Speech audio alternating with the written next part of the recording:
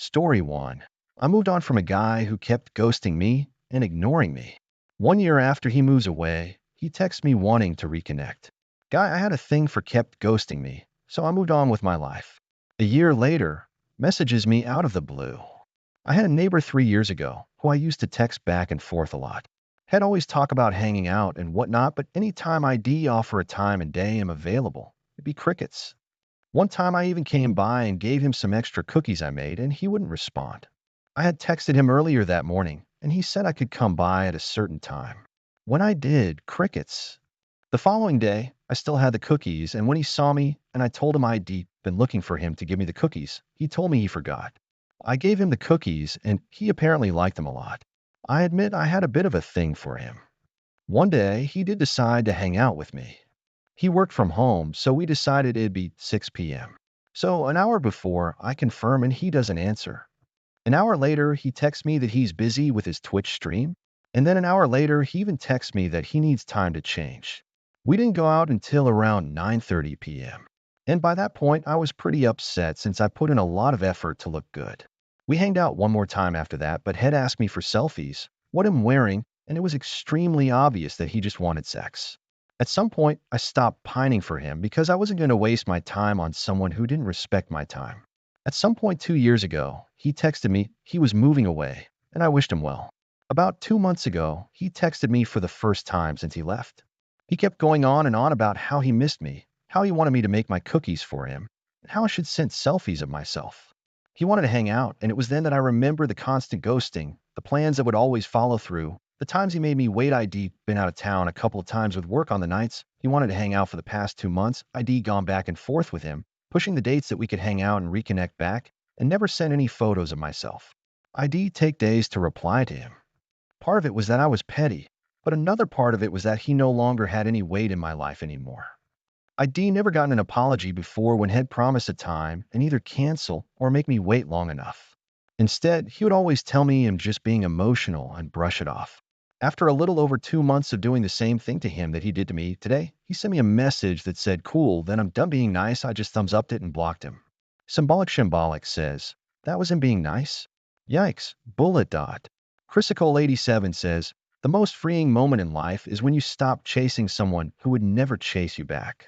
This guy sounds like an absolute narcissist who like how he used to be able to manipulate you using your feelings for him.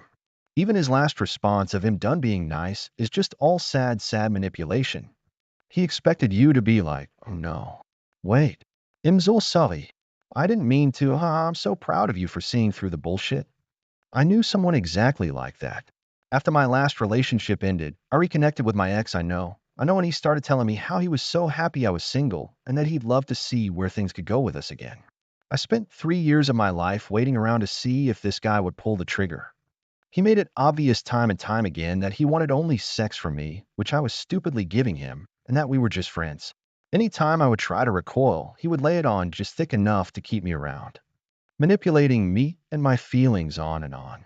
Eventually, I moved on and start dating someone else, and then my ex blocks me on everything and goes around telling all our friends that I broke his heart.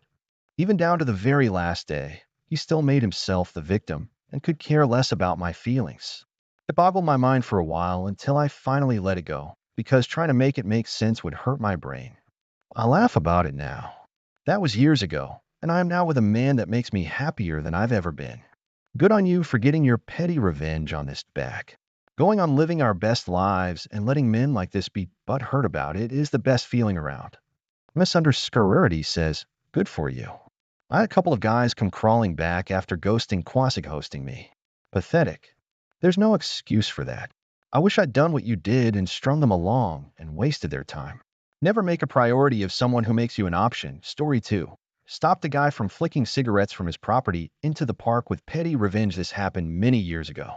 There's a park that I like to walk my dog in, with a creek and lots of trees. It's quite nice. The entry to the park is a little path that borders someone's backyard, which is separated by a wooden fence about 7 feet tall.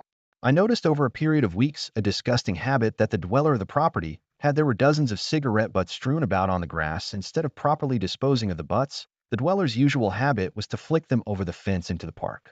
One evening, I was going through the path, a lit cigarette butt flew over the fence and almost hit me in the eye. That was the last straw.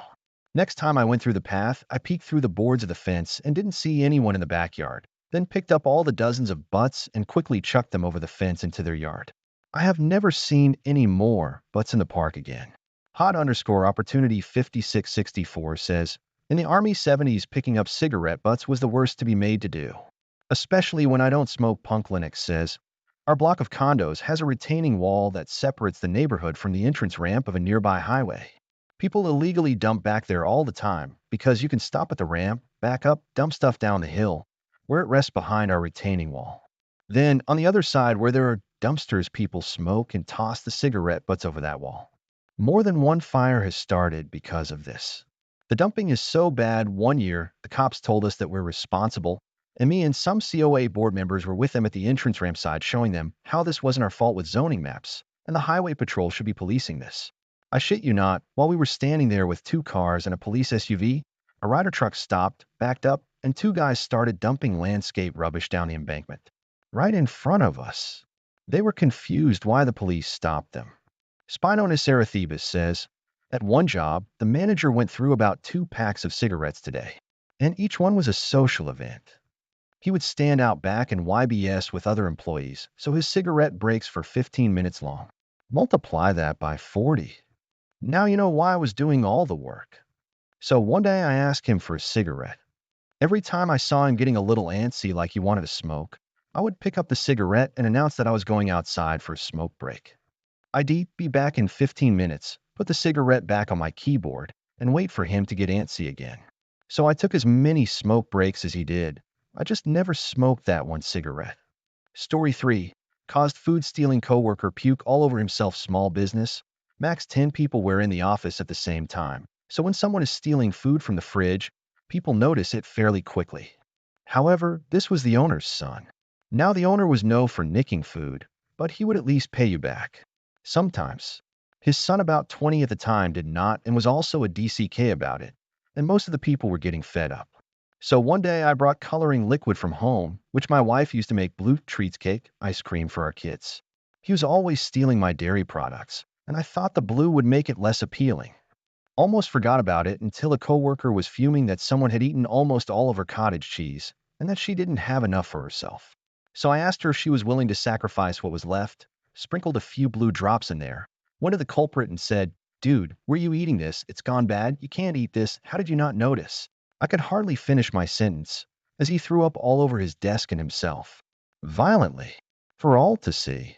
The blue spots and the leftovers I showed him did look rather dramatic. Edit spelling fluffy_instance 849 says, we found out someone was eating people's food out of the community fridge at work. Ordered some wings and added ghost pepper hot sauce to them. Never found out who actually ate them, but the food stealing stopped. Malibu Cat 48 says, there's the story of the boss' 20-year-old daughter who kept stealing food, but she was allergic to peanuts and ate someone's Thai food. She went into anaphylactic shock and had to be hospitalized. The boss tried to sue his employee for the hospital bill, even though the employee wasn't trying to poison the food thief. They just brought Thai food for their lunch. The girl was not only a thief, but an idiot. People with peanut allergies usually know not to eat random food. The employee didn't pay. They just quit and got a job at their friend's Thai restaurant. Corgi_crazy says, long time ago I was living with my oldest brother. In this place was a serious shortage of water. Every day before going to the uni, I always collected water to leave in the refrigerator. I don't know why, but every time when I came back at night, there was absolutely no water in the refrigerator. I'm talking here about 16L water. When asked, he denied even drinking water, which is absurd because only the 2 of us lived in there. One day, I put like 5L aside in my sleeping room. I left the usual 15L water and like a liter of some smoothie spiced with Epsom salt. When I came back, my brother was with a friend. The smoothie was gone, and they looked at me angry and left soon. My brother told our mother that I tried to poison him.